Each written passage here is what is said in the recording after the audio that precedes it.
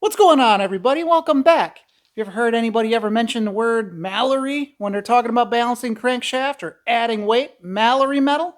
Well, I've got some Mallory right here, so we're going to weigh it against some common materials that you probably got laying around.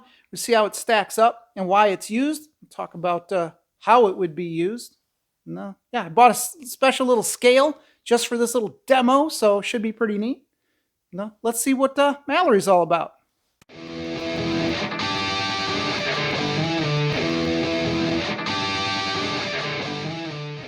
All right, so here's our demo crank. It's a little GM 4-banger. I think it's out of a quad 4. My buddy gave it to me years ago. It's covered in white lithium grease, so that's kind of the schmoo that's all over it. It ended up getting rusty, and it made its way into my scrap pile, so this is what we're going to use to demo it. Now, there are different variations when they cast a crank. This is a cast crank, so they'll put this thing, you'll cast it, and then they'll put it on a machine, it'll spin it around. The machine will calculate where it needs to have weight removed from it. Factory cranks, I don't even think that any of them require any weights to be added. It's always weight removed. You can correct me if I'm wrong, but I don't know of any manufacturer that adds weight from the factory unless maybe it's some type of like hypercar or something like that. But typically your Fords, GMs, Chryslers, all that, you'll never see weight added. But these are some of the balancing holes right here, drill ports, drill spots. So these are pretty big, pretty deep. That one's a little bit more shallow than, let's say, this one. They're about the same size. Let me go over here, a little tiny peck, a little nibble at it. Let me flip it around. You got like a little tiny divot right there. Looks like that's actually just cast right into it. And then we got some over here, just a little tiny nibble. And then you can see the diameter on this one is smaller and it's not as deep. So yeah, their machine will calculate where all of these holes need to be, how big, how deep, all of that stuff. And then the machine will drill it out, and it'll be just an average balance for the application. None of them are super insane, depending on the platform of the vehicle. But if you look close, you'll notice that these counterweights, they're not all the same exact size. They're not like, some billet, CNC machine thing where they're all straight or something like that. These are all tapered and whatnot, and they're different sizes. You can see right there, it's a lot narrower here. This one's pretty wide. We can even take a measurement. Just kind of a quickie little thing. Sorry for my calipers being trashed. 74, 63. Now these are just super rough. They're all different sizes. 72.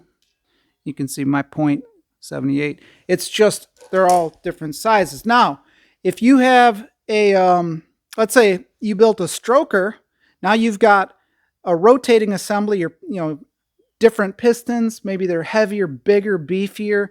Longer rods, heavier, stronger, whatever, better bolts, all this different stuff. You've got a heavier rotating assembly.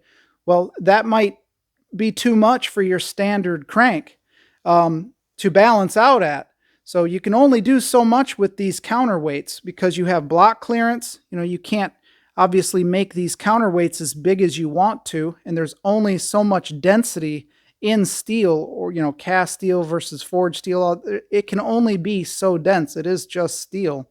So sometimes if your rotating assembly is too heavy and you can't balance it out, that's when you go to something like Mallory. You'll add some weight into the crank throw itself to accomplish the balance that you need. So one of these, I turned on my lathe, and one of them is a big old slug of Mallory. You might be able to tell which one is what just by the color. Now, Mallory is tungsten, nickel, and copper usually. It's an alloy of those, but mostly tungsten. And to give you an idea, it's about 1 3/4 more dense than lead. So we're going to weigh it up. I'm going to show you kind of what's going on here. I bought this little scale just for, this little demo. It's pretty neat. But unfortunately, it's got a blue backlight. And that blue backlight is screwing with the camera.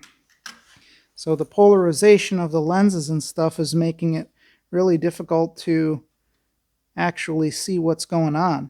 All right, so here we go. I changed the exposure on the camera, so now the blue light isn't totally blowing out everything.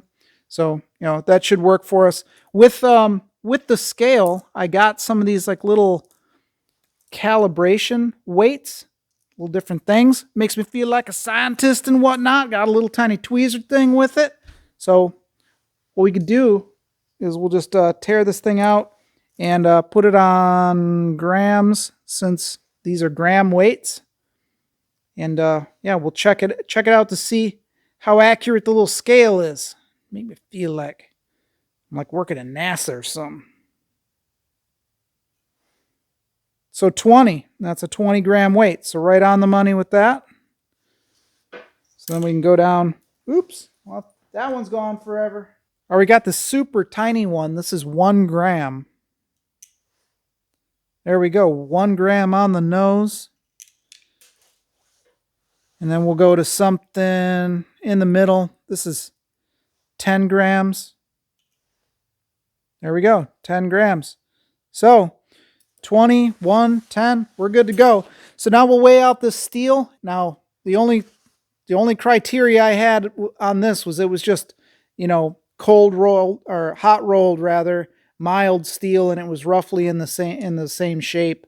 So I didn't have to do like a ton of machining, but that's it. There's nothing special. I didn't choose this for any other reason other than that it's just something I had on hand. Let's say 87, 70. 88, so pretty close. And then we'll say 105, 106. So they're pretty close, right? So it's not a huge variation in size. They're pretty much dead on as far as size goes. So we're going to choose ounce, because that's probably what most people are going to be familiar with the most, ounce. So we'll just try this steel.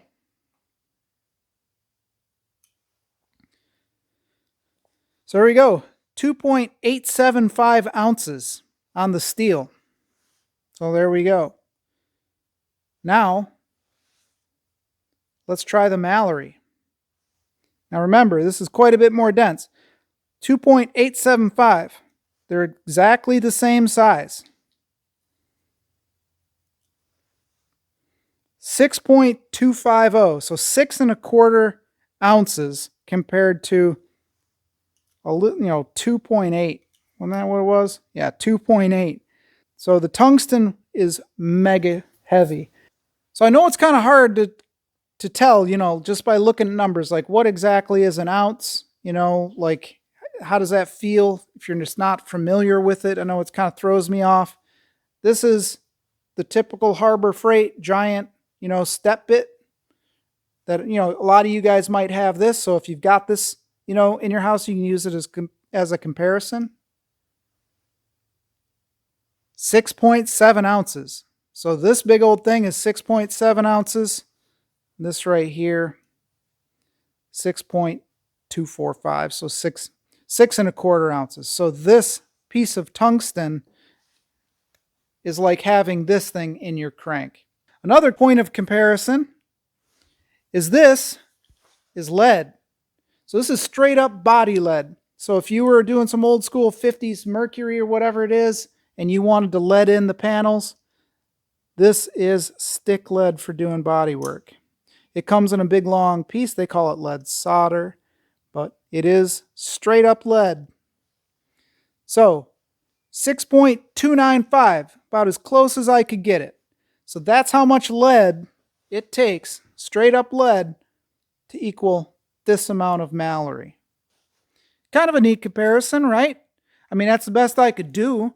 I don't have like infinite stuff there, and I thought that this was close enough. Most people kind of have this stuff laying around in their shop for the most part. So not everybody has body lead. When was the last time you saw somebody leading in an actual car? You know what I mean? Like hardly ever. I haven't seen it in 20 years. So here we go. This might be a fun little test. We just got this thing folded in half, just like a little rag. We're going to just drop these things. So we'll drop the steel and then the Mallory. You'll be able to tell how heavy the Mallory is just by me dropping it. It makes a pretty serious thump. So we're going to drop the steel, Mallory. All right, so let's say that you're at the machine shop and the balancer tells you that you need weight. So you've already determined where exactly on the crank you need to add weight. Drill a hole right through the crank weight here, and this has to be a press fit. Now your Mallory will most likely look different. This is just a random piece I got from Hot Rod J. They're not all shaped like this and look like this. Some of them are smaller diameter, bigger diameter, thicker, whatever. But anyways, you would have a hole drilled in here. This would get pressed in, nice tight press fit, and then the accepted way, the way that everybody wants it done, is it gets TIG welded in. So all this would be chamfered out, and the Mallory would be TIG welded into the crank to try to encapsulate it so it can't wiggle around and then fly out, because the last thing you want is this big heavy slug flying out of your crank. Now it's got to be put in a specific place, because all of that centrifugal force is going to be adding stress to the crank counterweight. You don't want it breaking out of there. Alrighty folks, well that was a pretty broad stroke overview about Mallory Metal and how it's used and whatnot. If you really want to know more detailed information, let me know in the comments below, and maybe we'll hit up Hot Rod J and he can break all this stuff down, what application it would be great for and how it's used, how it's installed, all the stuff right from Jay. He's the tech wizard. You know, I'm just a hobbyist, so doing the best that I can, but it did give us a chance to play with this Mallory I've had forever and buy a little tiny neat scale they'll probably never use again. But you know what? It was all for fun. Anyhow, I hope that you enjoyed it. Let me know in the comments below if you ever had to add weight to one of your cranks and what the build was. You know, if you got any stories about it or whatever, hit the comments below. Like and subscribe and comment, and I'll catch you on the next one.